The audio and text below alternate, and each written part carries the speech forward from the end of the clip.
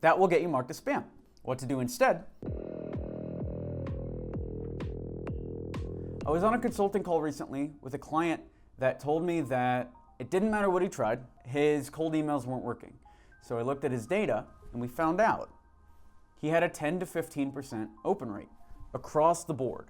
It didn't matter what subject line he tried. If he's doing quick question, he's getting a 10% open rate. If he's doing hi from name, he's getting a 10% open rate. So I'll use that as a jumping off point for this video and talk about how to avoid being marked as spam. Here are 7 things that will lead to your emails ending up in other people's spam boxes and how to fix them. But first, why you want to avoid being marked as spam. If you are in other people's spam boxes, you will see your open rates decrease. So this guy, for instance, sent 800 emails and only 80 people opened them. That means he wasted 90% of the effort he put in to finding the leads. If he spent money on those leads, he wasted 90% of his money. It's very inefficient. And the second reason is if he's doing business back and forth using that same email address, he might be losing clients because that email is now being marked as spam and the people he wants to see his emails might not see them, apart from the cold emailing campaign. So let's jump into it. Number 1 is using a super generic and long email. If your email looks robotic, it will get marked as spam. That means using generic compliments like, hey, found you on LinkedIn while looking for contacts at company. That's a spammy opening line. Having a very long, irrelevant email like, hey, we offer UX UI design, mobile app development, PHP development, and just listing out your services like that. That will get you marked as spam. What to do instead is a short email that's very much to the point, following the principles that we talk about on this channel. By the way, subscribe if you haven't already for all of those tips and tricks. What that means is your emails should be fairly short, they should be able to be read quickly, and they have to be extremely on point. They have to be extremely specific to the industry.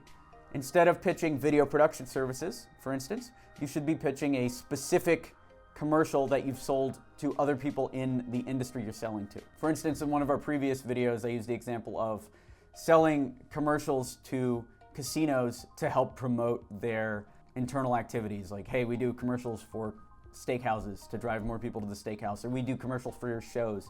And that's the only thing that's talked about in that email. Number 2, too many links. Especially when you're sending to corporations, if you send a link in email 1, it's either going to get scrubbed automatically or it's going to be marked as spam. That's just the way these services work. And if you send more than 1 link in an email, the chance that you're going to be marked as spam goes up incredibly.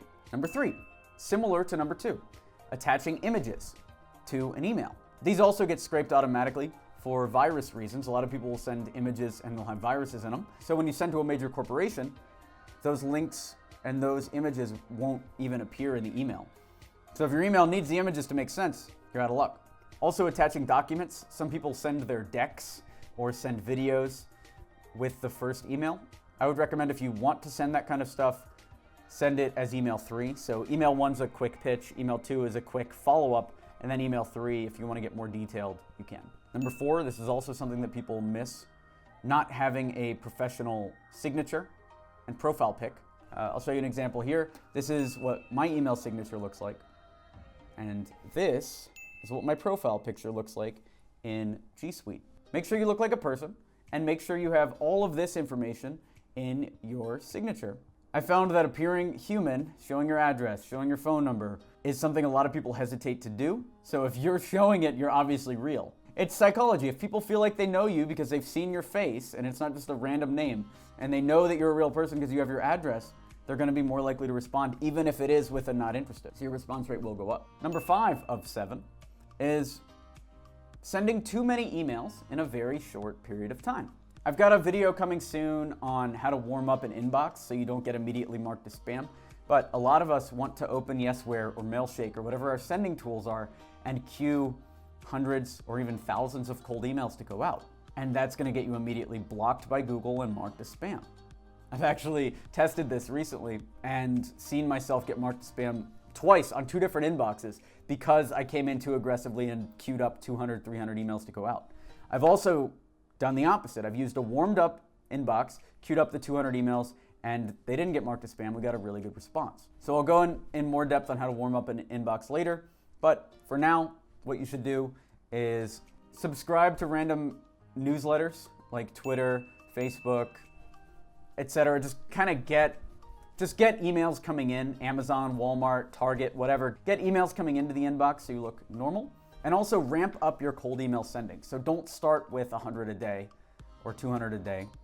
Start way lower than you normally would. Even 1 a day for the first 2 days, then ramp it up to 10 a day, then ramp it up to 15 a day, etc. until you're at the sending level that you want. But if you start strong with 200, 300 a day, even 100 a day, you're gonna hit those sending limits. Google will know you're a spammer and you will be marked as spam and lose the domain. And that's really sad because then you gotta buy another domain. And now number 6, irrelevant leads. That means everything else in your campaign might be correct. You have a great email, you have a good pitch, but you're sending it to the wrong people. For instance, you're pitching video production for casinos and you're sending it to the CEO when you should be sending it to the director of marketing. That's something that can only be fixed by research. By sending small, you'll figure it out quicker and you'll avoid being marked as spam. But if you are sending in bulk to the wrong audience, they're gonna mark you as spam. They're gonna see it as spam and that's it. If they're marking you as spam manually, that is a very easy way to end up in the spam box. So make sure the leads that you're sending to are the correct job title and the thing that you're pitching provides value to the people that you're pitching. And finally, number 7 is having too many email bounces. A bounce is what happens when you guess an email address and then it comes back as not existing. And the solution to that is to hire a better researcher. I usually use Upwork, or do the research yourself manually and make sure that each person you're sending to exists, especially early on. If you're just starting an inbox and you send to 10 people and 4 of them bounce, that is a huge red flag for Google. And I talk about Google because we use Google Apps for work for sending. That's a huge red flag to Google that you're a spammer and you're gonna lose a domain over that. So make sure, at least initially, that you're pretty confident that the emails you're sending to exist. And then going forward, you wanna get a bounce rate under 10%. So 90% of the emails that you send should go to actual addresses. Hire on Upwork, go through your freelancers until you find one that can deliver that, or hire someone like Experiment27 to do it for you. To recap, here are 7 things that are sending you to the spam box. Super generic and long emails, too many links, attaching images and documents in the first email, not having a professional signature and profile picture, sending too many emails in a very short period of time, irrelevant leads, and having too many email bounces. Thanks for watching the video. Subscribe for content like this. Leave a comment down below if you think I missed anything. What do you do to avoid the spam box? I'm Alex Berman, and I will see you next time we do videos 3 times a week.